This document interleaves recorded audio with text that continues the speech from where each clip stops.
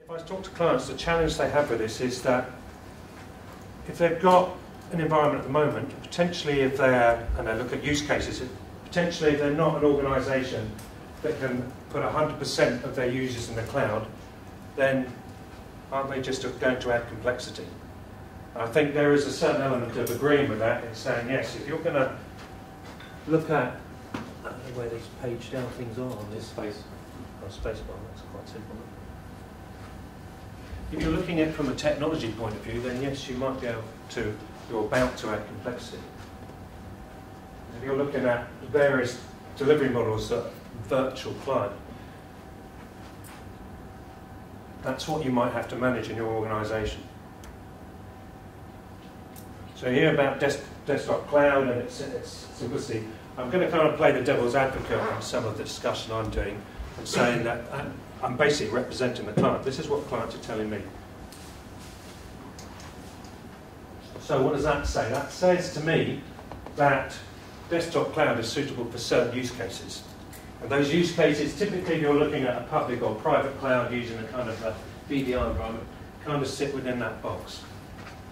What you probably need to examine is how much of you is outside that box before you look at virtual desktop or virtual client environment. The other thing it says to me is if you are going to do this, or take this approach, if you are going to virtualize your environment, service management becomes key. Because if you're looking at potentially handling some of your desktops and putting them in the cloud, or giving them to supply, or putting them in your own data center, you need service management around that piece to actually ensure that you can manage that service correctly. I don't know of many clients that would look at that map and say, I want to take my traditional fact desktop environment and put those many different approaches into the end solution. But typically, if you look at some of the bigger clients, that is what they're examining today, the potential of those type of technologies. So that's a big challenge, and some of the reasons why desktop cloud has not advanced as quickly as some of the analysts have suggested it would do. Typically what we're seeing happen is organisations or departments within organisations that fit into this group here are seriously looking at the cost models and the transformation piece are going to desktop cloud. And pretty much most of them are looking at a challenge, whether that be licensing, whether it be cost, whether it be CapEx, whether it be OpEx. They're looking at public versus private cloud. So they're looking at doing this themselves in their organisation and providing the technologies to give cloud or VDI sessions or a VM environment to their users, or they're looking at going and finding a supplier to provide that. So, looking at some of the questions I've been asked to cover, what should you control and what you should let go of? Well, if you're doing it internally, I don't think that's a question. If you're doing it externally, if you're looking at a public cloud, typically I've chosen an example from IBM, but what that says, in essence, is you want to give away as little as possible. You pretty much, all you really want to do is rent VMs from a supplier. Everything else you want to keep in-house. We'll cover the reasons, security and everything else, but pretty much, if I talk to my clients, that's what they want, that's what they're asking suppliers for. Again, it's this simplicity piece, but there's two other important items. And I would say that the first one would be is, I think somebody mentioned it before, what if this all goes horribly wrong? What if I have to roll back and go back to my current model? What if there's an issue? What if this doesn't work for me? What if the end users say, because of the latency, maybe I've got a chatty application that just doesn't work in this environment. My data's over here, my users are kind of their environment's over here, and my application's over there. What if that triangle is too big? What if your data centre's miles away? They want to be able to roll back into that environment. And if all you've given to the supplier is, well, you're just using these VMs to host your environment, you've kept control of your packaging, your applications, your data and everything else. You haven't got much to roll back. The other thing, and I think this is much more key, and this is a question I get asked a lot about cloud suppliers or representing cloud suppliers, is I want to do this, but what if I want to switch suppliers? what if I really want a proper cloud model? Because if I'm really, all I'm doing is putting my platform into a VM, I won't be able to choose who that supplier is. Now, if I start integrating my applications, hosting my applications over there, if I'm going to give you my data and stuff like that, you're becoming very, very intertwined in the technology. It's not something you're necessarily looking to do. And some of this goes back to the abstracting of the OS and the applications and the data and the device to help you build this picture. But pretty much if I'm looking at public cloud environments, this is the model that the clients are requesting. So any questions? You're sort of suggesting monolithic VM, whereas you might be going software as a service and buying every single application from different suppliers who possibly are the vendors of that application and therefore know it well, have it fully up to date, fully patched. You've then not got those responsibilities. Yeah, are you looking at your desktop as one desktop in one place, or are you actually looking at going out to all the applications wherever they're best hosted? Well, your desktop will be within there, but how you access your applications, as you say, your applications may not be in your firewall, they might be somewhere else. And Can I just say, sorry, sorry you're answering that question, but I just sort of parallel to that question. To me, this is not an IT strategy, this is a desktop delivery strategy. If you're looking at a holistic IT strategy, you have to start from the data and the applications all the way through. And if, like the gentleman said, your applications are software as a service, potentially in the cloud, why do you need a desktop? Well, I think that's a really good question. I think it's... So and I think if this is a strategy, to me it's just looking at trying to solve something today to get to a strategy. That strategy should be delivering applications and data in a cloud model that people don't need to have a corporate desktop of any sort, virtualized or physical. This is a diagram of a virtual or a cloud desktop delivery model, being the title of the session. So that's a cloud desktop, and that's a cloud desktop delivery model. Now, whether cloud desktop is the right answer for everyone, I think is something that we've talked about quite a lot already, and 100% the answer is no, cloud desktop is not. Virtual desktop itself probably is not the right answer for everybody, either for every organisation or for every individual within an organisation. Whether you need the desktop or not, to some extent depends on the way that your business runs, it depends on the nature of the applications you use, etc., etc. So if you have a lot of interaction between applications, then there is a good case for having a desktop to have that interaction on. If what you have is a series of discrete applications, and those applications either talk to each other solely at the data center or do not talk to each other at all, then there is a good case for not having a desktop at all. And I mean, we're working with a customer at the moment where I think, and this is, I mean, I'm calling it out way earlier than I should, but I am guessing, thinking that we will probably end up with a situation with that customer where 80% of their users will not have a desktop and 20% of their users will have a desktop. And that comes back to that user profiling piece that I was talking about earlier. But so this diagram is about a cloud desktop. And it's about a public cloud desktop. And it's only really addressing that specific point. And in the later set of foils, I'll take your exact approach, is that you kind of like, you'll end up here. This is not where you start. You need to understand a lot more about what your users are doing, what applications they're using, whether they're really using their applications, where their data is, and the real environment. Do a full understanding of that piece before you would look at purchasing this. The only thing I would say is some of our users who fit within a specific use case are going straight into the consumption model of this based on an OPEX model. And really, if you are going to do it, if you are going to consider doing that, those are the characteristics we're seeing of a public desktop cloud. And there are very few. That's really just addressing that point only.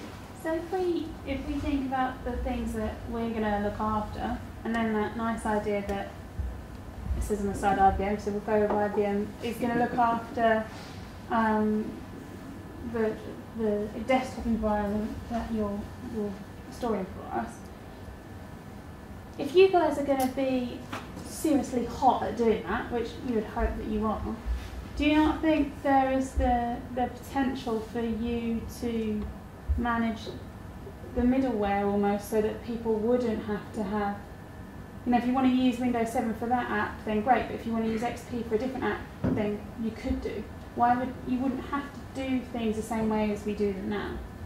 I would hope that you'd be able to give me a kind of sales. Yeah, but this is kind of a neighbour doing. Go on, into sales pitch. Exactly. This is a kind of a neighbour doing that. What you do, what you put in your VMs, and how you manage that to you. Actually, if you think about it, all IBM is really doing is investing in a data centre, in hardware, and the space, the power, feeding it out, and sticking VMs in there for you to use, rather than using new VMs in your own data centre. Doing nothing beyond that. Now, if you want to talk to them about, well, this is my Active Directory, and that's what, by the way, that's what's triggering the use of these pieces. That directory is the kind of identity management piece. But if you want more and more pieces to be passed over to your supplier, IBM or anyone else, I'm sure they'll be happy to do so. But actually, all they're doing is the VM. You want to put an XP image in there, you want to put a Windows 7 in there, you want to stick something on top of it to help with the application virtualization, that's fine. So right now, this picture is solely infrastructure as a service. That picture there is solely infrastructure as a service, yes. And what you'd expect from a public cloud model. And the reality is an awful lot of desktop as a service models are really infrastructure as a service models. Yeah. There are one or two out there that are desktop, as in they provide the desktop OS, but the majority are infrastructure as a service models. And a lot of the way... I'm just going to say what the simple why on that actually goes back to that licensing thing that I was desperately trying to avoid having to talk about earlier on. Yeah. Microsoft licensing, to most people a desktop is a Windows desktop, and Microsoft licensing models preclude most third parties offering their Windows environment as a rented service. Oh, they're good, those guys, aren't they? Love to have their procurement department. So that's why most desktop as a service models for Windows desktops are infrastructure as a service. We, and I'm sure other companies, would be more than happy to provide you with a Linux desktop running up there. Easiest thing in the world for us to do. We've got customers who use that, and I'm sure our competitors do as well. So it's possible to turn it into desktop as a service, but that also means that you as an organisation have to look at moving away from a Windows desktop. And provide us some more applications to do that with. Well, and that's where the problem arises. 100%, yes. That's where the problem arises. I mean, interestingly, a lot of people who develop the software companies that we buy software off, line of business things, yeah. A lot of them, half their problem is that they write their software and it works beautifully. They put it into the users or our infrastructure, and of course, we've patched this, we've done that, we've got 72 PCs that actually got this on, and it all goes pear-shaped, and they spend more time coming out to us to solve those boundary problems between the way their infrastructure works and the way the average infrastructure works. So much so that a couple of them have come to us and said, can we move it on the cloud purely because when we're trying to run it on your infrastructure, we're not saying it's ropey, our infrastructure because we're more polite. It is quite well managed actually, but it's if you've got 4,000 PCs running, Windows bloated code everywhere, and all the opportunities to be users to change things and so on. They were saying we're too small a software house to be able to remedy the I don't know whether it's false. It's not really a fault in their application. It's just the differences that get created when you have 4,000 operating systems you can mess about with. So they said they would put us on the cloud free of charge and just carry on charging us on software. But because of that, those and others like that are starting to say, really, we should offer cloud first because it's such a nightmare getting involved with people's infrastructures. And then once that stops happening and developers discover they can spend all their time making their product better rather than trying to remedy their old product, and there is a kind of secular driver across the world for this approach to become more...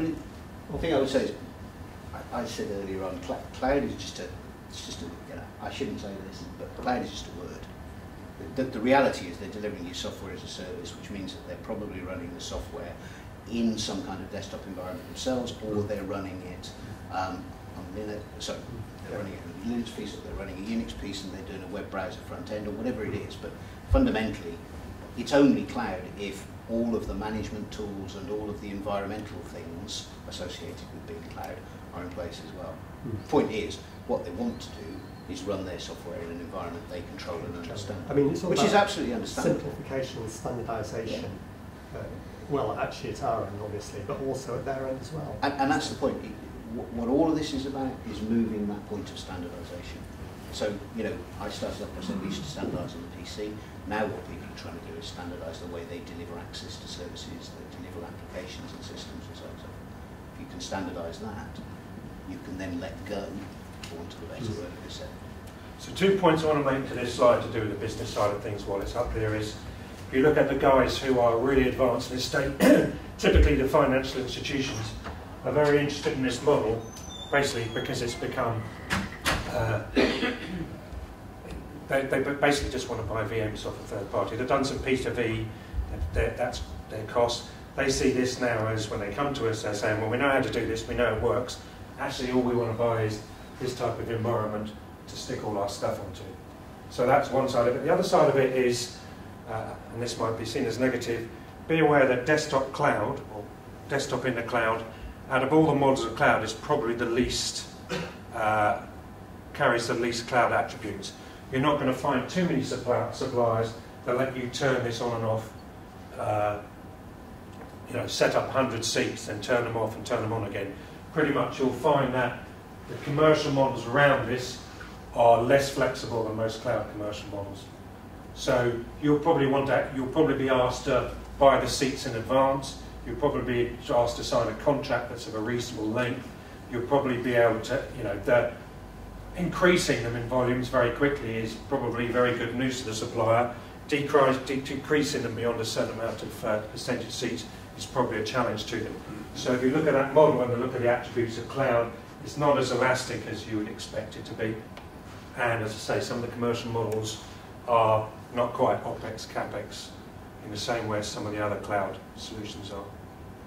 So when you guys going to provide that setup to someone, do you have a list of things that you expect in order for that to be successful? Absolutely. You know, you have a seriously good network in there somewhere. Absolutely, and we'll come on to this later on, or I can come on to it now, but absolutely, no, I mean, it's supposed to be interactive, so I'm not going to postpone the response, but absolutely, to be able to consume this service at the price it's suggested, at a reasonable rate, stuff like that, you have to do a lot of preparation from both sides to understand what it is you're actually about to do, what your users are about to do, how much of this you can really consume, what it will feel like for your end users, do some end user testing, so there needs to be a huge amount of conversation between both sides and joint verification in the old to make sure this will work for you in that environment.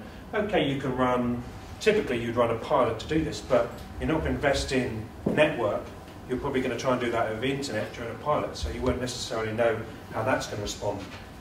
Very few of our clients are buying this off the shelf, despite the fact they could, and I think it's a 6 to 8 week boarding time from the point of view, give us your image and it actually works. So you can actually do that, but very few of our clients are doing that, because pretty much you need to know what the end state is and how applicable it is for business. So it looks very simple. Other cloud models, if you look at test development in the cloud, you can kind of buy it and never use it. It doesn't cost you anything. You can then use it for a bit, you know, and see what it feels like and add more and more volume. That's not the approach here. This is not something that you're going to buy with a credit card. That'd be Why very not? nice. Why not? Because utility, then why not? Go Because- hot? Because typically there are a lot more variables than you would understand. Now, if it works, I mean, as IBM, we would love you to come along and buy loads of this and be very happy with it. In our experiences, there's a lot more challenges to how this actually looks and feels in a real case environment than it would appear from just looking at, you know, the technology approach. But as IBM, you're in the driver's seat to be able to properly define a search definition and exactly define what this thing looks like and make that utility model. Well, and that's absolutely what we're trying to do. Unfortunately, all of our clients are different, and very few of them want one single model, especially if they're going into this flexible place. Now, you set the standard. sorry? You set the standard. Yeah. And absolutely, we're trying to, but what is the standard?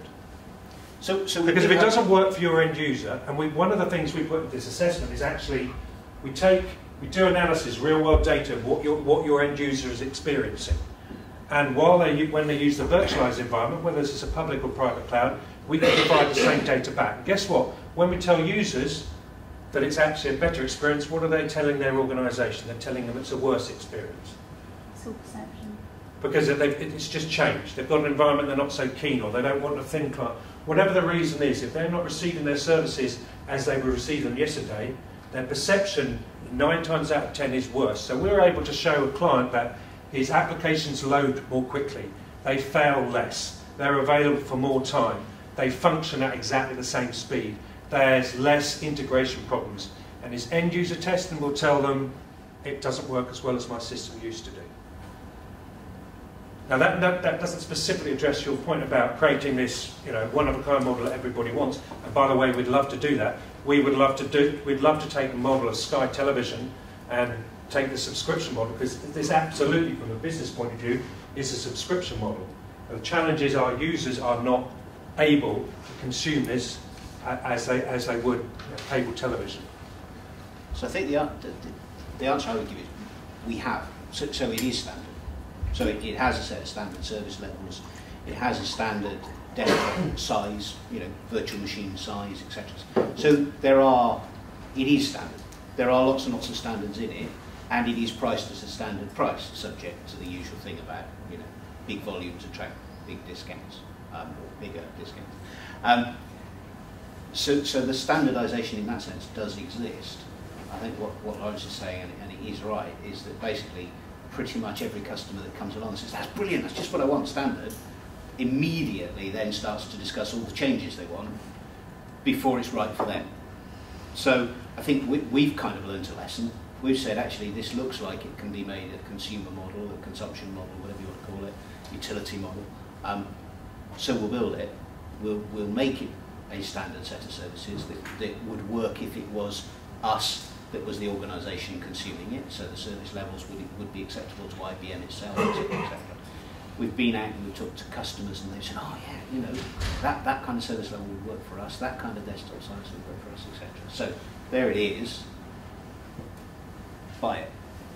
Reality is, as soon as you get to that point, people say, but we're a little bit different. So what we actually want is, instead of a 99.9, we want a 99.999. Instead of a virtual machine that's got 1 gig of RAM and 10 gig of hard disk space, we actually need one that's got 2 gig of RAM and 12 gig of hard disk space, and so on and so forth. So I think we've learned it's quite a difficult thing to standardise. Most of our clients are not coming to us still, apart from the really big mature financial services, are not coming to us to buy a commodity service. They're coming to us to understand what challenges they've got in their businesses and how they're going to modify or transform their IT, and not just their desktop IT, but their IT in general, to a point where they can take advantage of some of these technologies. That's really the question they're asking of somebody like IBM. Maybe they might ask different suppliers different questions. Maybe there is a market out there for this in commodity, but we're not seeing it within the clients that we're talking to. I think that's an interesting point, because the question I was going to ask, listening to that, is who are the sort of clients for whom this is a compelling proposition? Because in a way, it feels like we're just making a nice village at the end of an existing dead-end road. The dead-end road of the way we've done IT for the last 25 years, relying on a very thick, complex operating system on the client, lots of applications that are very specific to that client. One of the other gentlemen in the room said earlier, well, hang on, what about going a different direction and making actually things inherently internet accessible, web-based applications, which feels much more flexible than this model. So, but clearly, you developed it. There is a client for whom this is a compelling proposition. So, what can you say about that? Well, we've had a lot of interest from the education sector, because this type of model suits them, and there isn't any, and the OPEX model and everything else has been into them. Typically, as well, they're going to use non-persistent images or VMs. So pretty much each classroom they can blank them out. So there isn't so much of a profile issue to them, and it's a very simple proposition to them. I've got to be honest, the challenge to that marketplace is they don't want to pay anything at all for that environment, because typically they're running out of money for what they are doing. They need to hop onto something else. They really don't understand their costs at the moment, and I'd say that was certainly across Europe the response we're getting from that marketplace. Also, they have relationships with software vendors where the amount they're paying for the licenses is very minimal as well. So, those bits are a challenge for an organisation like IBM. And as I say, some of the very large organisations, who just want to dump a PTV onto someone else's infrastructure, and all they are buying really is infrastructure. And they're not interested in transforming stuff like that. They've got something they want, they like, they just don't want to pay for it in their own data centre and use their own environment. So pretty much those are the use cases. Just a comment from my side. I think many of the organizations that like this kind of technology are organizations that have a huge legacy. So if you think how far we've come on client server, and it's basically this dead-end road that you mentioned. Now, I think what most organizations would love is just switch over to the web, everything's on the web straight away. The problem is they have this huge set of legacy in the back end that needs to be, you know, put on an SOA kind of architecture in order to web enable it. As a huge investment, they can't get around to it tomorrow morning. And there are bigger challenges right away. Costs up front, Windows 7, that kind of stuff are facing them now. So I think many are using this as a stepping stone to get people onto that web platform. So this takes care of legacy to a large extent. You could use the same virtual desktop to kick off all your Java-based sessions to whatever else that's on the web that's a proper web-enabled service. But it gives you that lead time just to get off the runway, so to speak. I think the virtualization, whether it's an application or a desktop, perhaps I'm out of turn in saying it, but they are transitional tools. The way the world is moving, they are transitional tools. So we do consume, you know, as individuals, we consume most of the IT stuff in some kind of cloud model or some kind of direct-to-internet model. There's less and less software installed on personal PCs, less and less applications. Microsoft know that, Office 365, you know, and if Microsoft know it, everyone knows it. So you somehow, though, have to bridge the gap. And financial services institutions have a lot of monolithic applications and systems which were redeveloped in some way, shape or form to become client server. What a shame. And so there is a need for an environment to run the client piece in. You can't just go to web without redeveloping the front end of all of those applications. And if they're the application that runs your business, A, you are nervous about undertaking redevelopments to it, and B, it's probably an expensive redevelopment. So you look at a transitional tool whilst you actually decide what you're doing with that monolithic system. Is it going to live forever? If it is, then it's probably worth doing that redevelopment. Or do you think that it's probably got another 5 years, 6 years, by which time you're going to have to do a major replacement anyway, in which case this kind of approach, some kind of virtualized app or virtualized desktop approach, is probably the better one from a financial perspective. Is this the end game? Is this where workplace services, end user services ends up? Probably not. What question do I get asked most times I go to a client and I try and talk about this? I get asked about Windows 7 migration and can I be helped with that? So there's kind of like, there's a current state problem out there. There's a reality. And most clients, this is interesting and they might be planning for this, but they want to talk about where they are today. Do you think there's a people bit in there? We all know, being in IT, that there's lots of technology that we'd love to make use of, but when you start talking to risk and compliance and legal about it, they go, oh no, they're living in the bloody dark ages, as far as I'm concerned. But so helping them on that journey almost feels like that's almost becoming our job. Is it justifying why this technology is safe as such, rather than, so having kind of the stepping stones. Like us, for example, we're trying a private cloud service on premise, just to introduce the idea, introduce the concept, help people mentally get to where we want to go. I think, right, I mean, I think what you've described, absolutely, yes, there is a clear case for certain organisations with certain problems. But thank you, you've helped me see that. That has been quite useful. So, yeah.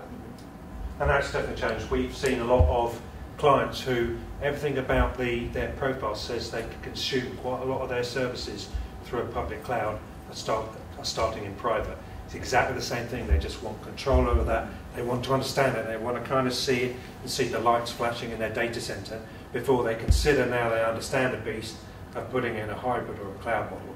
And that's more about the internal characteristics and the risk piece than I think it is about the technology. Quite a few cases, it's a much more compelling business case to give a public cloud model. Clients are actually declining that. I don't know about everyone else, but it doesn't feel like IT always makes those decisions. So, but then again, I've had an IT manager said to me, this is fantastic, but I'm this sort of age and I'm quite looking forward to a Windows 7 rollout because I kind of know who to do that, I kind of know who to blame, and then I can kind of retire. So it's not just that.